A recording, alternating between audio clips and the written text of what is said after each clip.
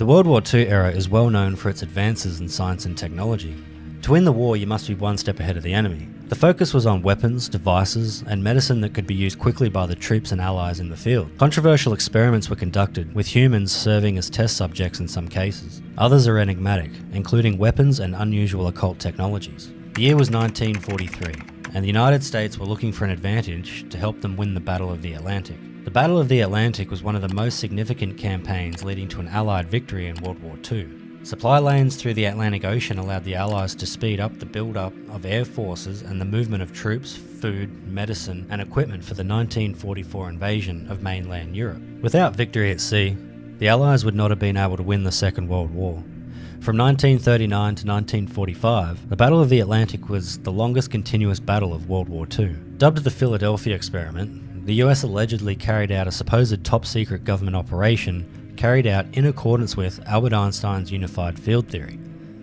Its goal was to put invisibility technologies to the test. On October 28, 1943, at precisely 17:15 hours, the American Navy destroyer Eldridge, which was anchored in Philadelphia's harbour, vanished in a burst of green light. The warship then reappeared a short while later 500 kilometres further north, in the waters in front of Norfolk. When it returned to Philadelphia, it vanished once more from the same location. The legend of the destroyer, which for a brief period travelled through space and time, was too fascinating for fans of the mystery genre, and it was adopted by a number of productions ranging from movies, books, comics, and social media discussions. Prior to the mid-1950s, there were no allegations of strange activity around any teleportation or invisibility experiments in North America during the 1940s, let alone in the Philadelphia area. What is the real legend of the USS Eldridge? Did the Philadelphia experiment really happen? Did the US Navy actually achieve teleportation, or even time travel? Before getting further into today's video, thank you so much for hanging out with me and watching today. My name is James, and this is the restricted section. We upload 3 times per week. If you enjoy stories like this one, please like the video, subscribe to our channel, and turn on notifications so you don't miss any of our future uploads. If there are any stories you would like to see in future videos, please let us know in the comments down below. It all started with the bizarre character of Morris Jessup, an auto parts salesman who had done graduate studies in astronomy at the University of Michigan but never finished his doctorate. Jessup was a weird combination of a no-degree scientist and a passionate ufologist.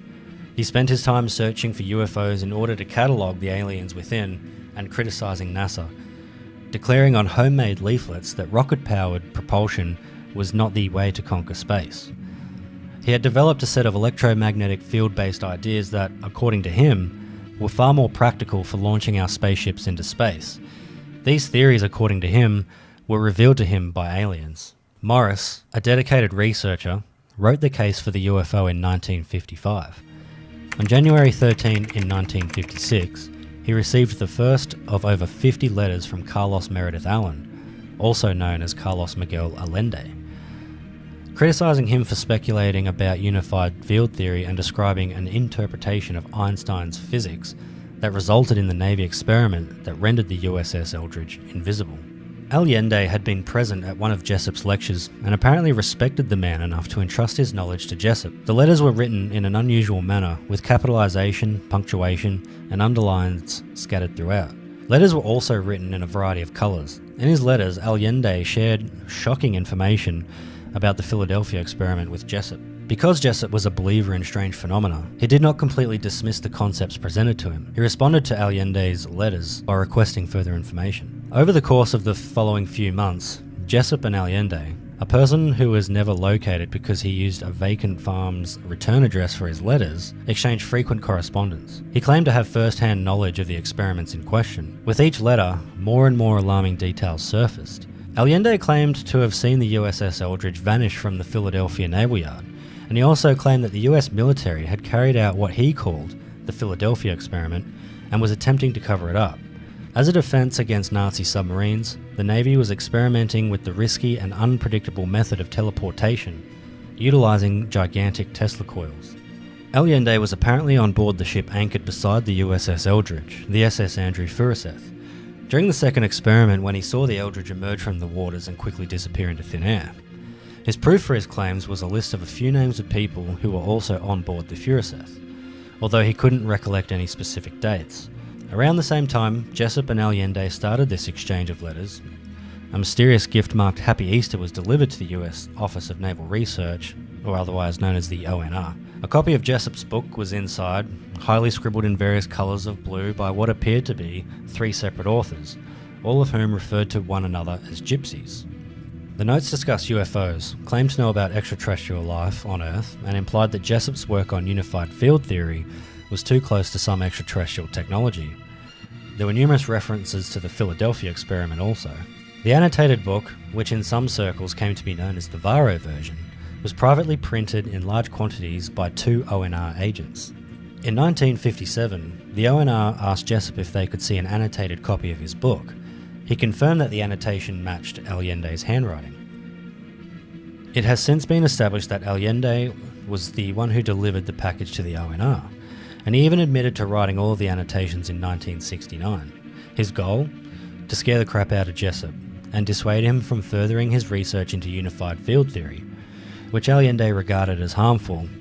He then withdrew his statement. Allende's revelations became a source of obsession for Jessup. Faced with tremendous circumstances, the disturbed researcher committed suicide on April 20th in 1959, believing that another universe existed that was far superior to this miserable world. But some also suspect that his suicide was staged by government agencies in order to keep the experiment covert. Unfortunately for Jessup, a crucial piece of the puzzle's solution surfaced not long after his death. A man by the name of Alfred Bielek, another central figure in the story of the Philadelphia experiment. Bielek claims to be one of the sailors who perished in the dimensional jump and was catapulted for 6 weeks into the year 2137 and subsequently for 2 years into the year 2749. According to Bielek, the Navy was working on a project in the late 1930s that used electromagnetism to create an invisibility cloak for its battleships. Around that period, Bielek said that Einstein was in charge of a program to degauss ships by wrapping them in electromagnetic coils to shield them from Nazi-planted magnetic mines. Tesla is said to have taken this technology and used it for the cloaking experiment. With some initial success with a small boat, Tesla gave up after several unsuccessful tries with larger ships,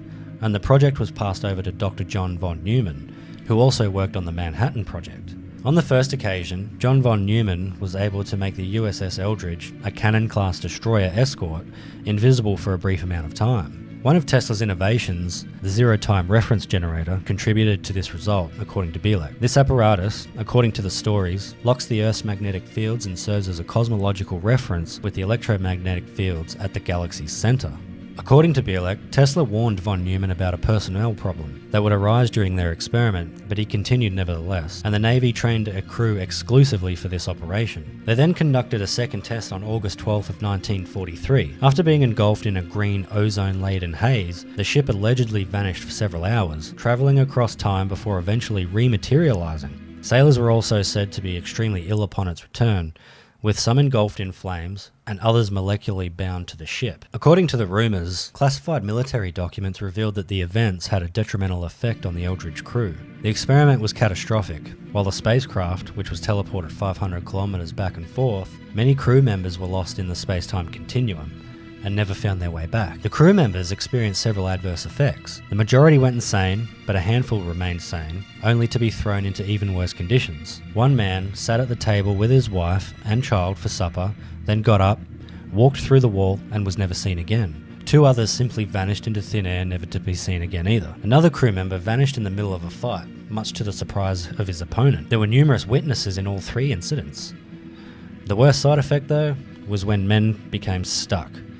Getting stuck meant becoming invisible and unable to move, communicate, or engage with other people for an extended length of time. Others experienced mysterious illnesses. Others, though, were believed to have become merged with the ship.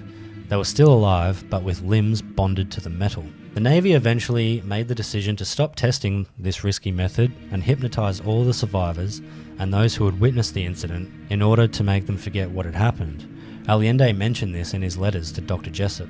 Bielek, on the other hand, said that he and his brother, who was aboard the ship at the time, leaped off during the time warp and ended up in 1983 in Montauk, Long Island, at the Montauk Project, which is another secret government site also experimenting with time travel.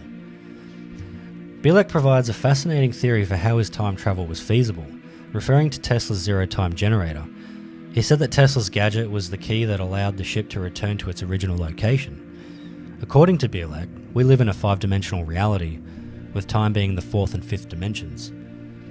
He claimed that every human is given a set of locks that keep them in the time period from which they originated, but that the experiment broke those time references when he returned to Philadelphia. Bielek rose to fame, and talk shows competed for him, giving him thousands of dollars. He never disappointed his audience and recounted so many stories. Critics not believing in him and saying there were inconsistencies in his statements were met by Bielek saying, "Well, after 3 jumps through space and time, it's normal that my memory is a bit jumbled, wouldn't you say?" But the Philadelphia experiment has never been supported by evidence or confirmation. Furthermore, any proof gathered, such as the logs of the USS Eldridge and other ships engaged, has contradicted the story. The ship's log, for example, shows that in the Bahamas on a shakedown voyage on the reported date of the experiment, October 28, 1943. And in the early 1940s, the Navy did perform tests in the Philadelphia naval shipyards to make naval vessels invisible, but in a different way and with an entirely different set of desired results. In these trials, researchers passed an electric current through hundreds of meters of cable wrapped around the hull of a ship to determine whether they might render the ship invisible to underwater and surface mines. Germany used magnetic mines in naval theatres, which would grab onto the metal hulls of the ships as they approached. This technology, in theory, would render the ships undetectable to this magnetic quality of the mines. So what actually took place on the US Eldridge that day then? According to Edward Dudgeon, a former American military officer, both the USS Eldridge and USS Engstrom had secret equipment on board, and both ships were dry docked in the Philadelphia Naval Yard. There weren't teleportation devices or invisibility cloaks made by extraterrestrials. Instead, they scrambled magnetic signatures of ships using the degaussing method, protecting them against magnetic torpedoes fired by U-boats. The green glow seen that day by witnesses was believed to be caused by an electrical storm, or the St. Elmo's fire, a weather phenomenon in which plasma is produced in a strong electric field and emits a brilliant glow that resembles fire. The US Eldridge was given to Greece in 1951 and was then scrapped in the 1990s. It's now 79 years after the alleged experiment, but the stories about it still live up to this day, still full of mysteries and still full of unanswered questions. Once again, thank you for watching. I'm James, and this is the restricted section. I'll see you in the next one.